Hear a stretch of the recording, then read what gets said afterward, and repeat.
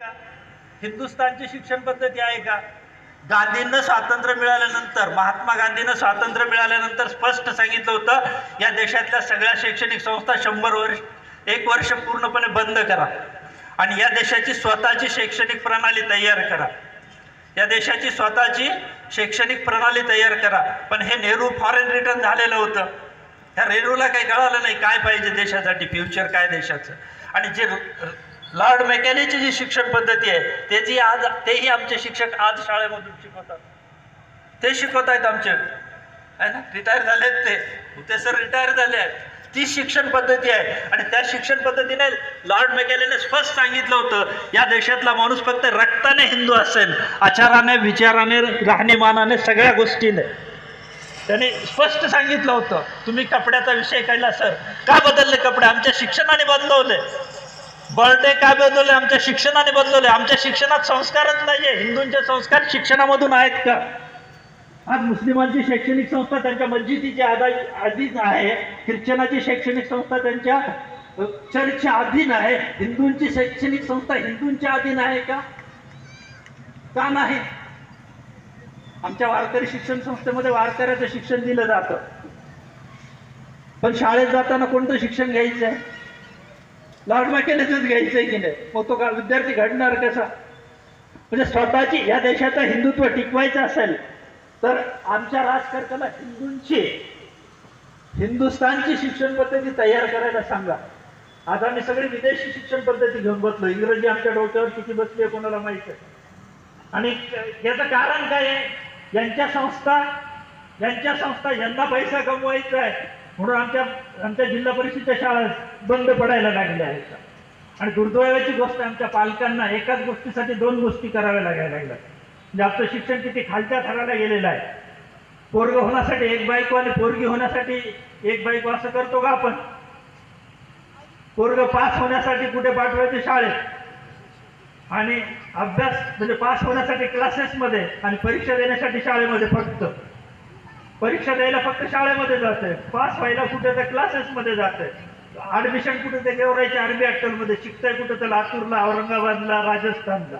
कुठली शिक्षण पद्धती आहे? जर आमचा देश, हिंदुस्थान जर हिंदूचं जर जडणघडण करायचं असेल तर हिंदूची शैक्षणिक पद्धती अंमलात आणणं हे राजकर्त्यांचं काम आहे.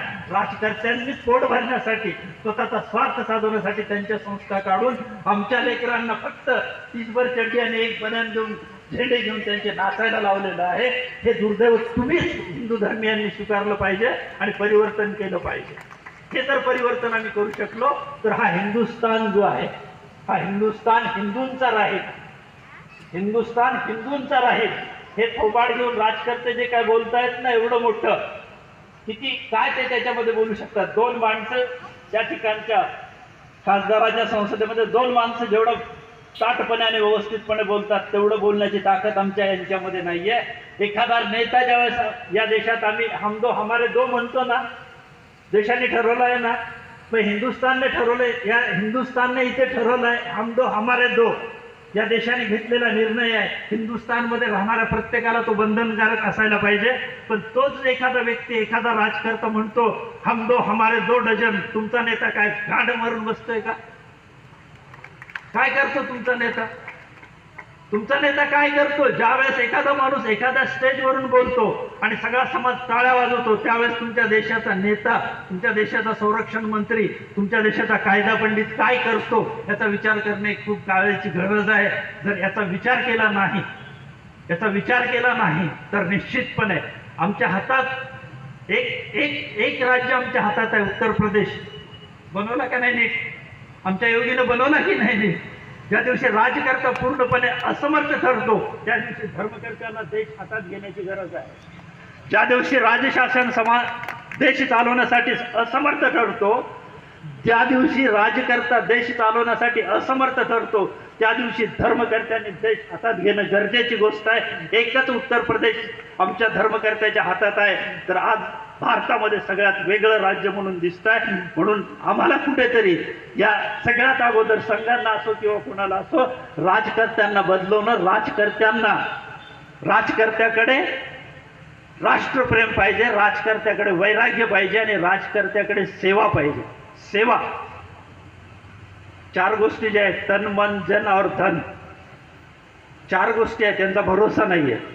आम्ही असं सांगतो की चार गोष्टी आहेत ज्यांच्यावर भरोसा ठेवायचा नाही, तन मन जन और धन.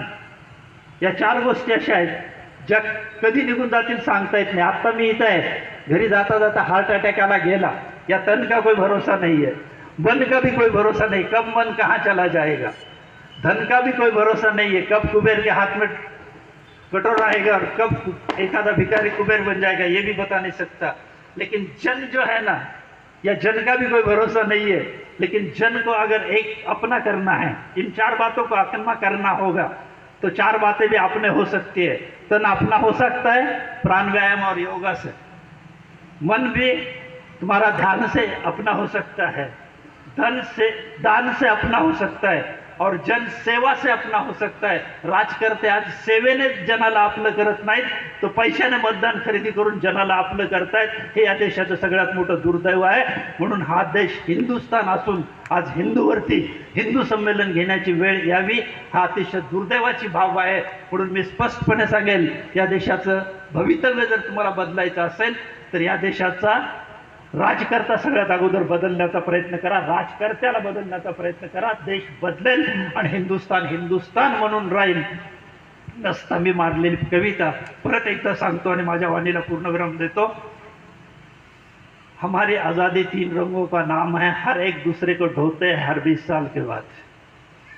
हमारी आज़ादी 3 रंगों का नाम है, हर एक दूसरे को ढोता है हर 20 साल के बाद. इसलिए इसमें परिवर्तन लाना आपका काम है. और फिर कहता हूँ, शहीदों ने इस देश को आज़ादी प्राप्त करके दी है. या देशातला न्यायाधीश सुद्धा भ्रष्टाचारी झाला है ना, काय वकील साहेब, या देशातले न्यायाधीश सुद्धा पैसे खाऊ लागले. हा भ्रष्टाचार आमच्या देशातला राजकर्त्याचा जोपर्यंत संपणार नाही तोपर्यंत सामान्याचा संपणार नाही. राजकर्त्यांचा एका कारकुनाला विचारलं, तू पैसे का खातो, तो म्हणला साहेब खातो. साहेब का विचारलं का खातो, तो म्हणला मोठा साहेब खातो. त्याला विचारलं तर म्हणला कलेक्टर खातो. कलेक्टरला विचारलं तर मला मंत्र्याला द्यावं लागतं. म्हणजे ह्या जो भ्रष्टाचाराचा पाया जो आमचा आहे खालून वरपर्यंत चाललेला, हा बदलला जर असेल तर अगोदर देशाचा राजकर्ता हा या देशातला वैरागी असायला पाहिजे, नीतिमान असायला पाहिजे आणि या देशावर प्रेम करणारा असायला पाहिजे.